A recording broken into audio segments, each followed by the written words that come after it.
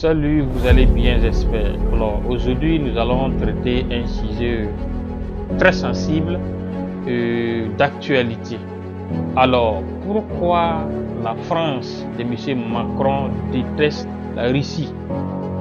Pourquoi la France déteste la Russie de M. Vladimir Poutine? Les raisons, nous allons les découvrir dans cette vidéo. Alors, parmi les raisons du désaccord entre la France et la Russie, vous avez le déclenchement de l'invasion de l'Ukraine par la Russie en 2022. Et sans oublier que la guerre proprement dite a commencé en 2014 avec l'annexion de la Crimée par la Russie. Alors, avant le début donc de l'invasion de l'Ukraine par la Russie en 2022, la France, à travers son président M. Emmanuel Macron, a d'abord essayé, à travers des appels téléphoniques, de convaincre M. Poutine, de convaincre la Russie de ne pas se lancer dans une guerre d'usure, une guerre qui ne va pas intéresser surtout l'Europe, une guerre qui ne profite pas à l'Europe. Donc, tous ces appels ont te voient à l'échec. M. Poutine a préféré donc écouter son instinct et faire comme lui semble, en se lançant donc dans la guerre qui perdure depuis 2014 à nos jours. Alors donc, voici l'une des raisons qui fait que la France a du mal à collaborer avec la Russie ou a du mal à voir la Russie parmi les grandes nations.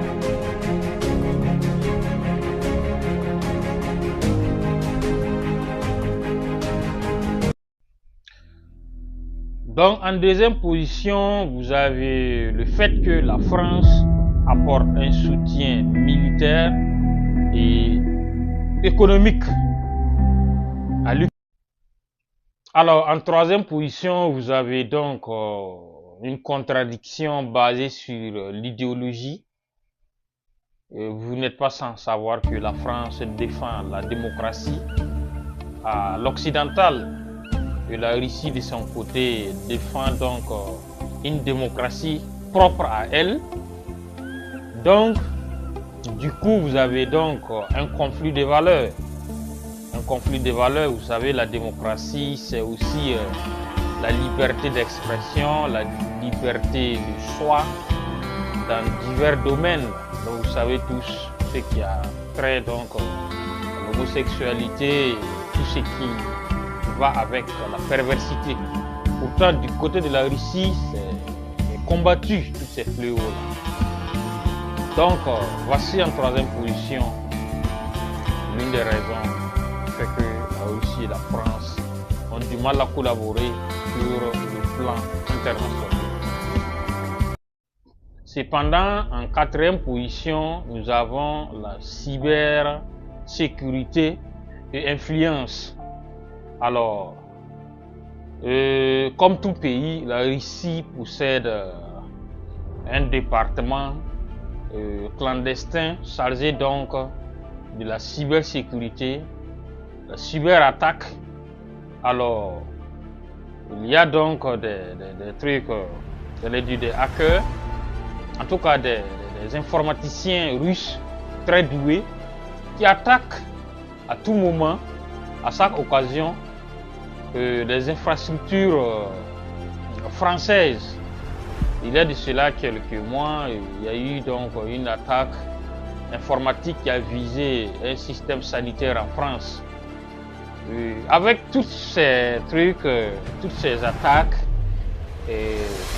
qui met à mal la cohésion diplomatique entre la France et la Russie et fait que le torchon brûle, et ça ne fait que s'empirer avec les mésententes. Enfin, en cinquième position, vous avez la rivalité donc entre la France et la Russie en Afrique. et c'est le point clé, le point très très sensible. Alors, depuis un certain temps, la Russie a commencé à s'intéresser à l'Afrique, surtout à l'Afrique subsaharienne et à l'Afrique centrale. Du côté central africain, nous avons la Centrafrique. Il faut noter qu'au début de la guerre, du rébellion plutôt en Centrafrique, la Russie a intervenu en deuxième position en chassant donc les troupes françaises qui étaient donc stationnées à Bangui en Centrafrique pour lutter contre les rébellions, tout en aidant donc les forces gouvernementales. Et par la suite, cette force française a été donc forcée donc à quitter la Centrafrique vu l'arrivée des forces russes qui étaient constituées donc des éléments du Wagner. Alors après donc cette histoire de la Centrafrique, vous avez les pays du Sahel qui vivent aujourd'hui l'un des conflits les plus vraiment dangereux que le monde connaît de nos jours. Alors,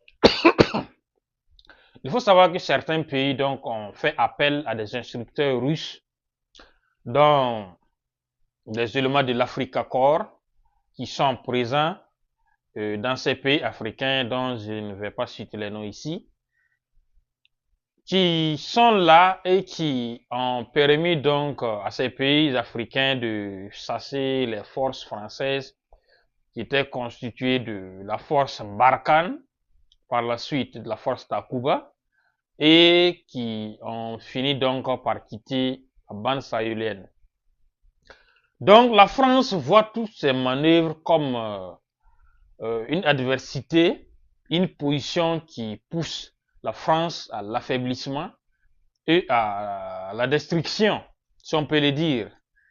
Donc, en gros, pour finir, voici les 5 points qui font que la France et la Russie s'insultent